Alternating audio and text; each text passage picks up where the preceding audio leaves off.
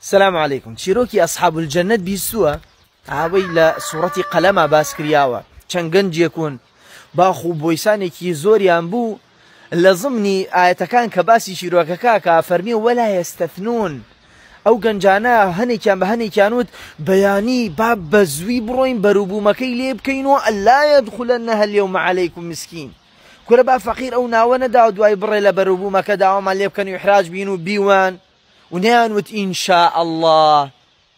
خوای پەروەردگار شەوەکەی ئاگرێکی لە ئاسمان ناردە ناوی باخەکەیان هەموو باخ و بۆیسانەکەی بۆ پەیانی بوو بە خۆڵەمێش. کاتی ڕۆیشتن سەیرەکەن هیچ داری چی و بەرووبوومی چی.